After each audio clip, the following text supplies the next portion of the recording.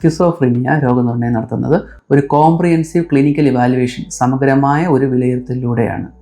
ഇതിൽ ആദ്യത്തേത് രോഗിയുമായും ബന്ധുക്കളുമായുമുള്ള അഭിമുഖം, ക്ലിനിക്കൽ ഇൻ്റർവ്യൂ ആണ്. ക്ലിനിക്കൽ ഹിസ്റ്ററി ടേക്കിംഗ്, രോഗിയുടെ അനുഭവങ്ങൾ, ചിന്തകൾ, വികാരങ്ങൾ, പെരുമാറ്റ രീതികൾ എന്നിവയെക്കുറിച്ച് ചോദിച്ചറിയുന്നു.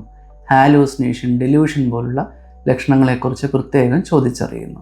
ഇങ്ങനെ എടുക്കുന്ന ഹിസ്റ്ററിയിൽ ഹിസ്റ്ററി ഓഫ് പ്രസൻറ്റിംഗ് ഇൽനസ്, ഇപ്പോഴത്തെ അസുഖം, പാസ്റ്റ് ഹിസ്റ്ററി, മുമ്പുണ്ടായിരുന്ന അസുഖം, ട്രീറ്റ്മെൻറ്റ് ഹിസ്റ്ററി, ഇതുവരെ എടുത്തിട്ടുള്ള ചികിത്സകൾ, ഫാമിലി ഹിസ്റ്ററി, കുടുംബാംഗങ്ങളെ പറ്റിയും അവരുടെയുള്ള സൈക്കാട്രിക് അസുഖം, പേഴ്സണൽ ഹിസ്റ്ററി, രോഗിയുടെ വ്യക്തിപരമായ കാര്യങ്ങൾ, പഠനം, ജോലി, സാമൂഹ്യ ബന്ധങ്ങൾ, സബ്സ്റ്റൻസ് യൂസ് ഹിസ്റ്ററി, ലഹരി ഉപയോഗം, പ്രത്യേകിച്ച് MDMA, കഞ്ചാവ്, പ്രീമോർബിഡ് പേഴ്സണാലിറ്റി, അസുഖം തുടങ്ങുന്നതിന് മുന്നേ ഉണ്ടായിരുന്ന രോഗിയുടെ സ്വഭാവം, ഇതൊക്കെ ചോദിച്ചറിയുന്നു. ക്ലിനിക്കൽ ഇവാലുവേഷനിൽ രണ്ടാമത്തേതാണ് മെൻ്റൽ സ്റ്റാറ്റസ് എക്സാമിനേഷൻ, മാനസിക നില പരിശോധന. ഇതിൽ നമ്മൾ നോക്കുന്നത് രോഗിയുടെ ജനറൽ അപ്പിയറൻസ്, പെരുമാറ്റ രീതി, ശരീരഭാഷ, സംസാര രീതി, ചിന്തകളുടെ ഒഴുക്ക്, സംശയങ്ങൾ, ഡെലൂഷൻസ്, മൂഡ്, ഹാലൂസിനേഷൻസ്, സ്ഥലകാലബോധം, ശ്രദ്ധ, ഓർമ്മശക്തി, ബുദ്ധിശക്തി, തീരുമാനങ്ങൾ എടുക്കാനുള്ള കഴിവ്, ഇൻസൈറ്റ്, രോഗത്തെക്കുറിച്ചുള്ള തിരിച്ചറിവ് തുടങ്ങിയവ നിരീക്ഷിക്കുകയും വിലയിരുത്തുകയും ചെയ്യുന്നു.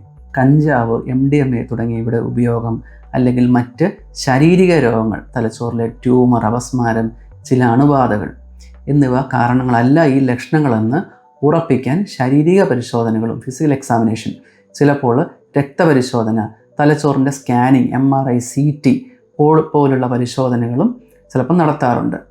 എന്നാൽ സ്കിസോഫ്രീനിയ നിർണ്ണയിക്കാൻ മാത്രമായി പ്രത്യേകിച്ച് ലബോറട്ടറി പരിശോധനകളോ സ്കാനിങ്ങുകളോ നിലവിലില്ല. ഇങ്ങനെ ഹിസ്റ്ററിയിലൂടെയും മെൻ്റൽ സ്റ്റാറ്റസ് എക്സാമിനേഷനിലൂടെയും കിട്ടുന്ന സിംറ്റംസും സൈൻസും രോഗനിർണയ മാനദണ്ഡങ്ങൾ, ഡയഗ്നോസ്റ്റിക് ക്രൈറ്റീരിയയുമായി ഒത്തുനോക്കുന്നു. അമേരിക്കൻ സൈക്യാട്രിക് അസോസിയേഷൻ്റെ diagnostic and statistical manual of mental disorders DSM-5 അല്ലെങ്കിൽ ലോകാരോഗ്യ സംഘടനയുടെ international classification of diseases ICD-11 മാനദണ്ഡങ്ങളാണ് രോഗനിർണയത്തിനായി ഉപയോഗിക്കുന്നത്. ഈ മാനദണ്ഡങ്ങൾ അനുസരിച്ച് സ്കിസോഫ്രീനിയ നിർണ്ണയിക്കാൻ ചില പ്രത്യേക ലക്ഷണങ്ങൾ ഒരു നിശ്ചിത കാലയളവിലേക്ക് നിലനിൽക്കണം. സ്കിസോഫ്രീനിയ എന്ന മാനസിക രോഗത്തിനെക്കുറിച്ച് കൂടുതൽ അറിയുവാൻ എൻ്റെ YouTube ചാനൽ സന്ദർശിക്കുക.